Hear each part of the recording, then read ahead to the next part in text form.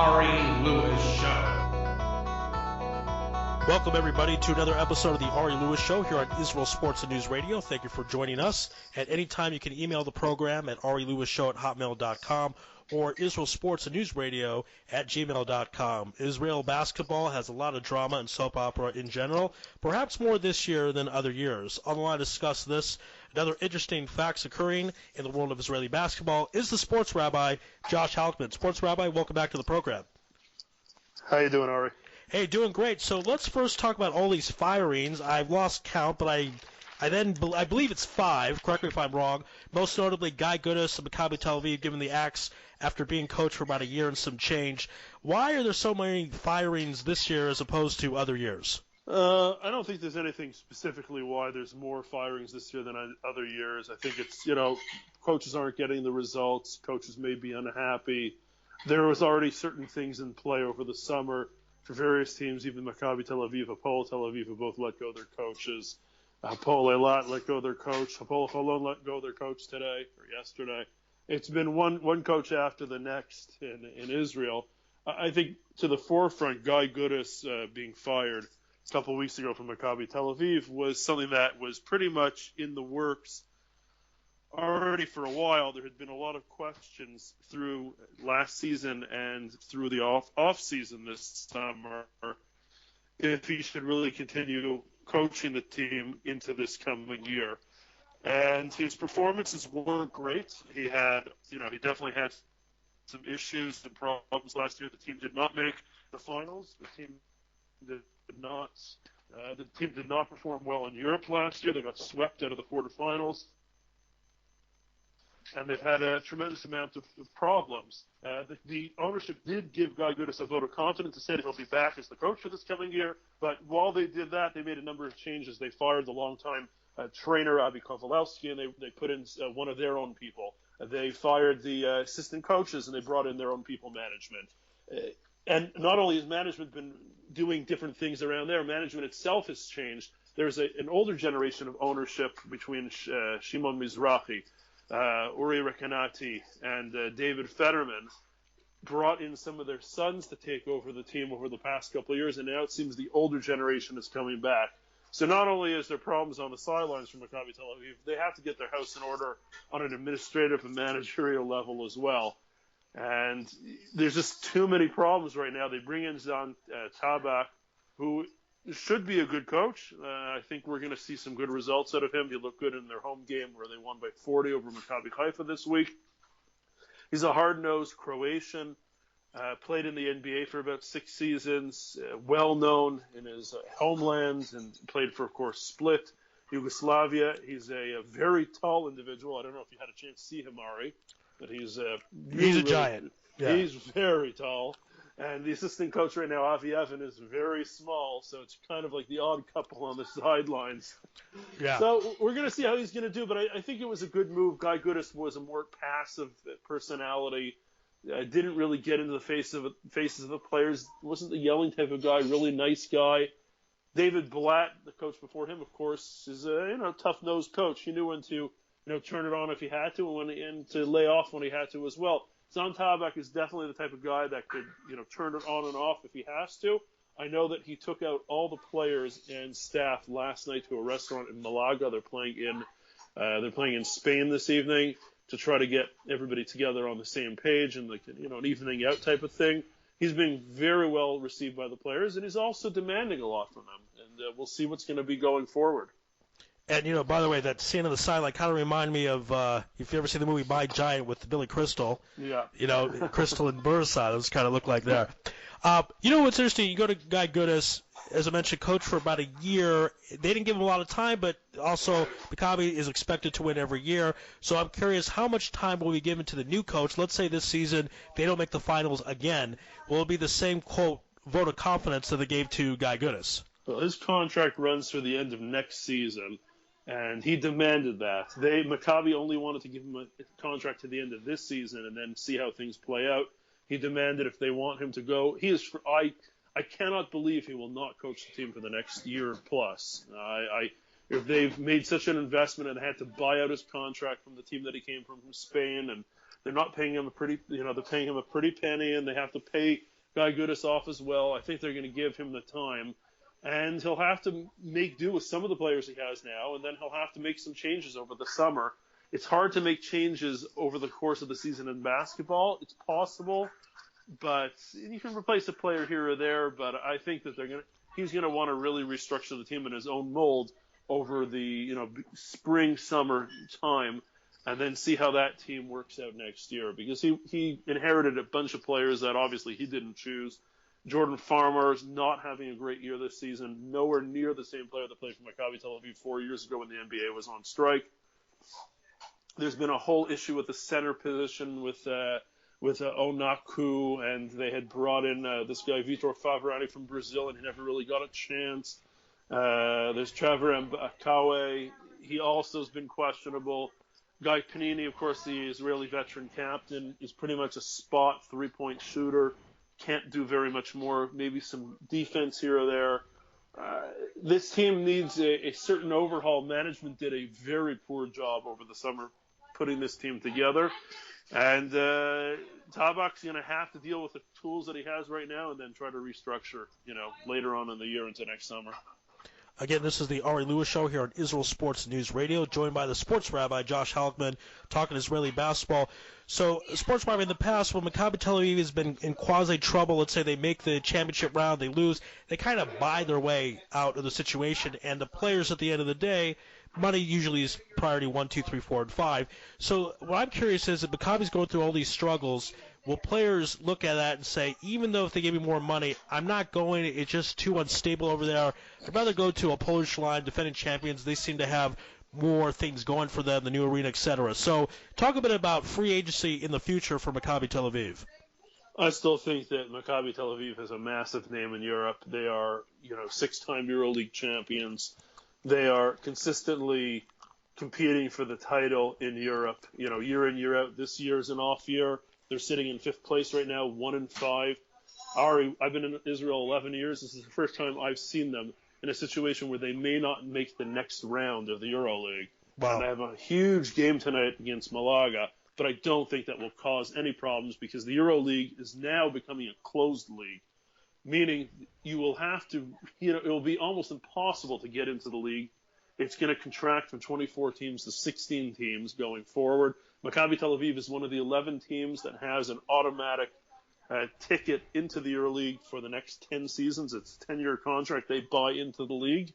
So it's not like the Champions League where you have to win championships and this and that. You have to – there are the top 11 teams. Real Madrid is in there and Barcelona is in there. And you have some of the great teams like Panathinaikos, Olympiacos of Greece. And Maccabi Tel Aviv, of course, is one of the all-time great teams in the EuroLeague. Going forward, they will have no problem attracting free agents. The 5 other tickets in the EuroLeague will be given. One will be given to the Euro Cup champion, which is the competition Hapoel Jerusalem is currently in. The other 4 will be league champions, but the Israeli league will probably not be included in that.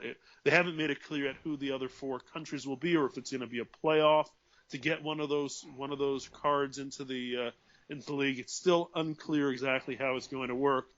But the point is that Maccabi Tel Aviv is always going to attract great players that didn't make it in America, or some of the great European players that want to play for a championship contender year in, year out. This year is just, you're going to have a bad year once in a while. So you think it's more of a fluke year, not so much some type of long-term pattern? No. This is a fluke year. It was poor management within, again, like I mentioned before, administration, poor coaching by Guy Goodis. If it would have been up to me, Guy Goodis would have been gone at the end of last season.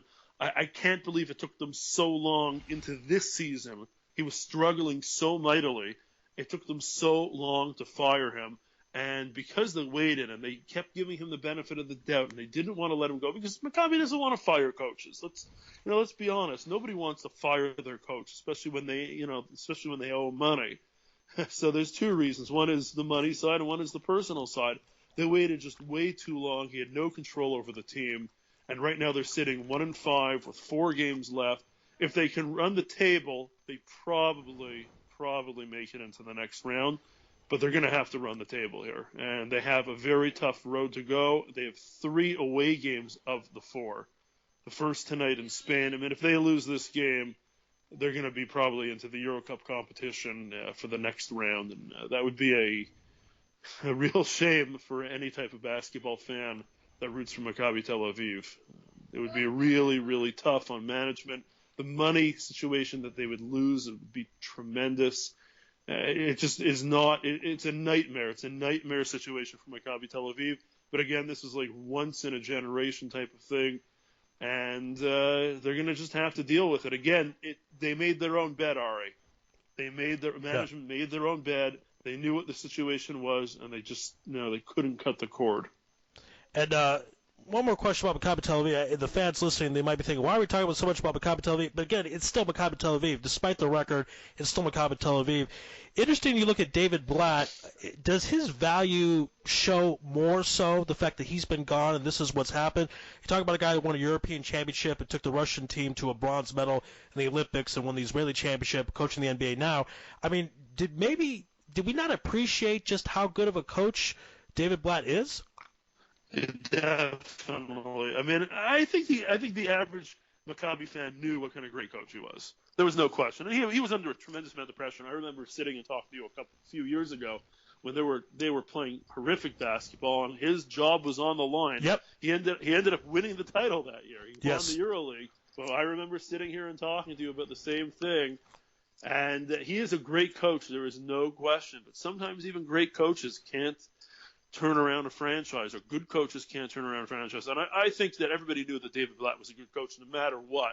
No matter, even if he would have been fired mid-season, everybody knew that David Blatt was a good coach. This is a good X and O's coach. This is a good manager of egos, a good manager of players. I think we've seen that. It's not. I mean, he jumped into the biggest challenge that anybody would have in managing LeBron James. I mean, to have to coach him and manage him, and I use that term extremely seriously when I say manage. You're not just coaching him on the court. You're managing the player. You're managing the ego. You're managing the talent. You're managing everybody around him and the circus that comes with the Cleveland Cavaliers.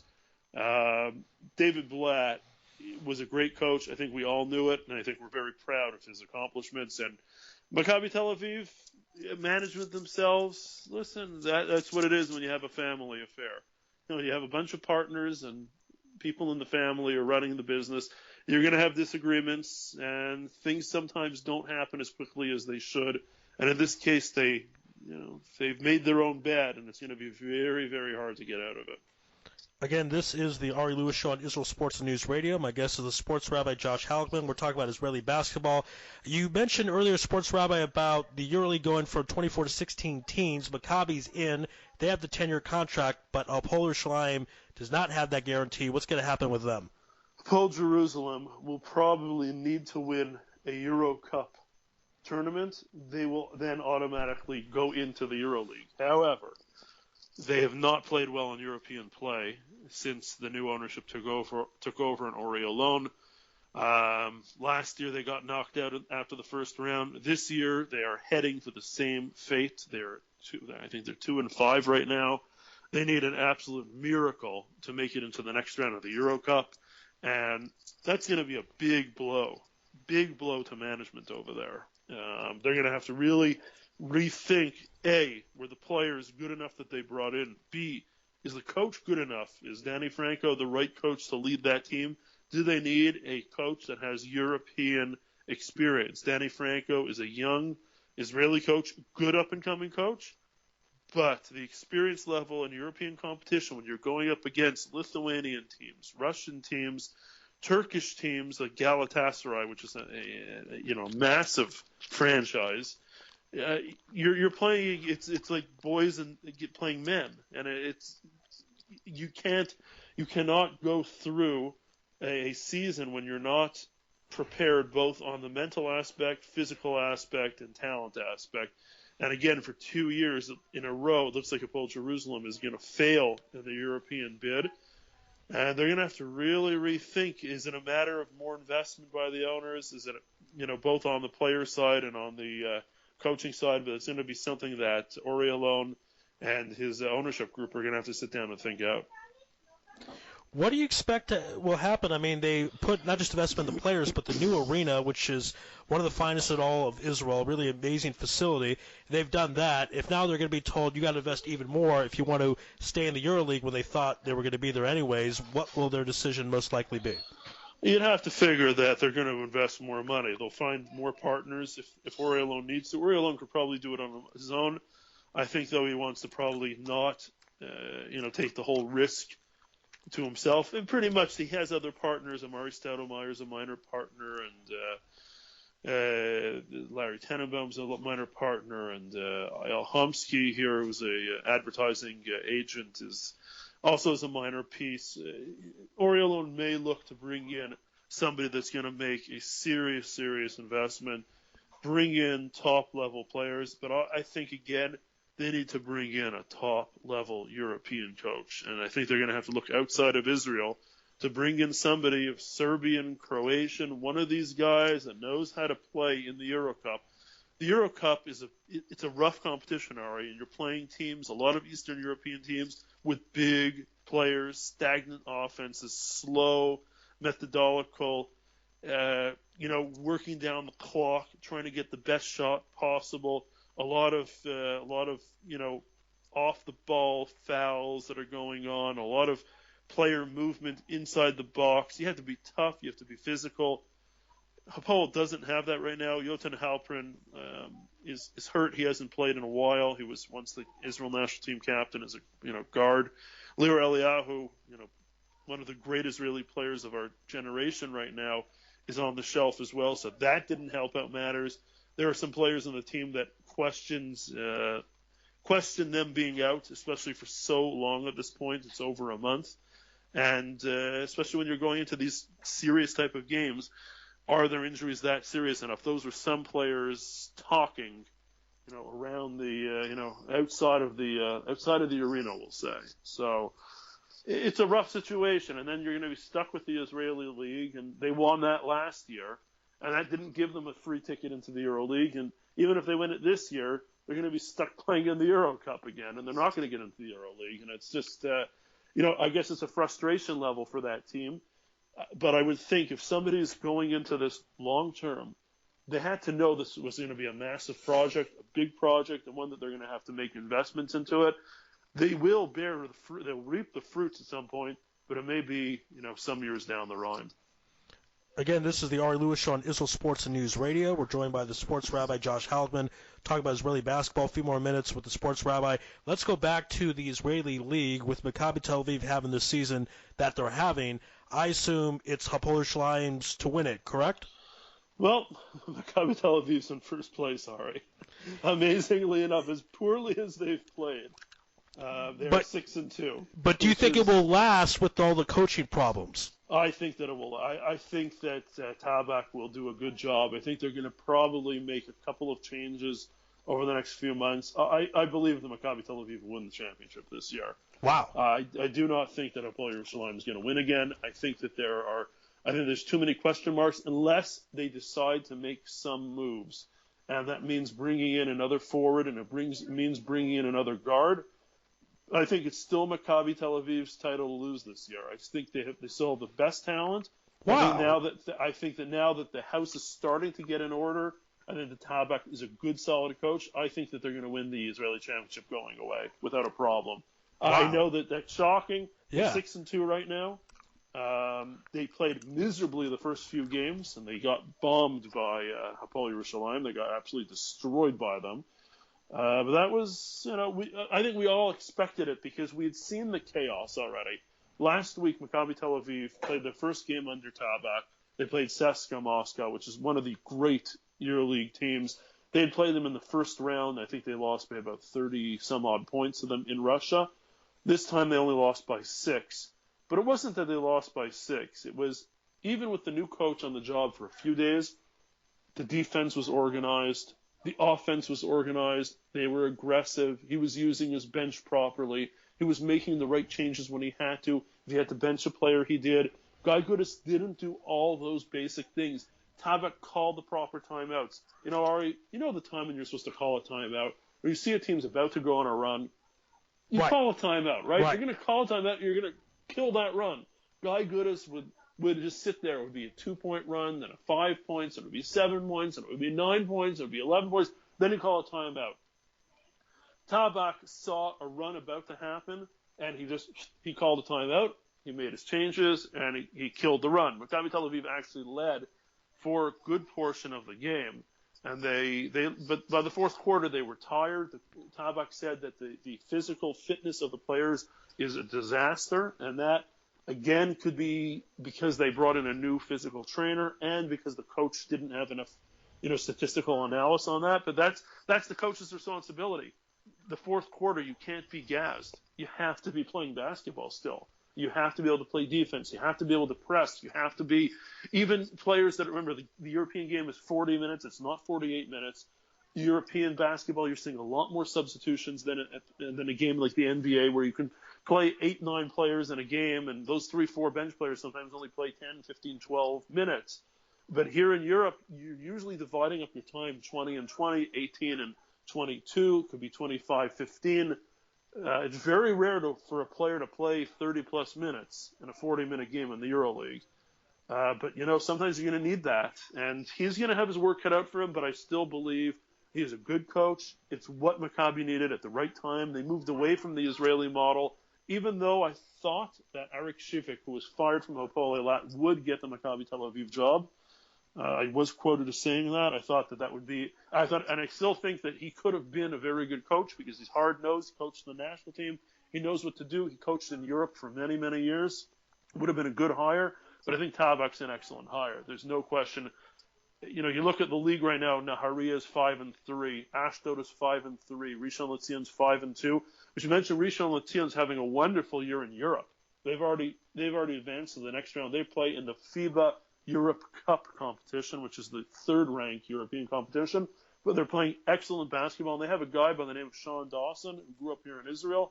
He is a player that may be ticketed for the NBA. He has NBA scouts following him. He is an amazing talent. His father played here in Israel, and we're going to see what's going to happen with him. But he is the leader, a leader on that team. I wouldn't say he's the leader, but a leader on the team. And then you have Hapoel Jerusalem sitting in fifth place, 5-2. And then 6 on down, you're either 500 or under 500 at this point. But I still think Maccabi Tel Aviv is the team to beat. As much as struggling as they were, Ari, they are the team to beat.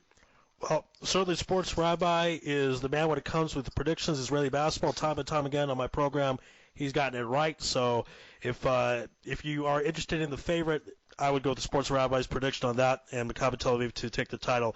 We're at the end of the program today here on the Ari Lewis Show. Special thanks to the Sports Rabbi Josh Halickman. Sports Rabbi, tell everyone out there listening where they can find out more about you and your work. Check out on Twitter at The Sports Rabbi on Twitter, and, of course, my great website, sportsrabbi.com. You can get all the latest news in Israeli basketball, Israeli soccer, podcasts, features, opinions, game articles, analysis, pictures.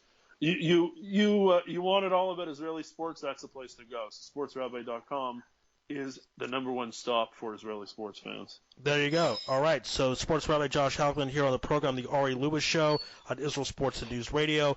Thank you, everyone, for listening, and please stay safe during these times. Always stay safe, obviously. Thank you again for listening. Shalom, and be well from Israel.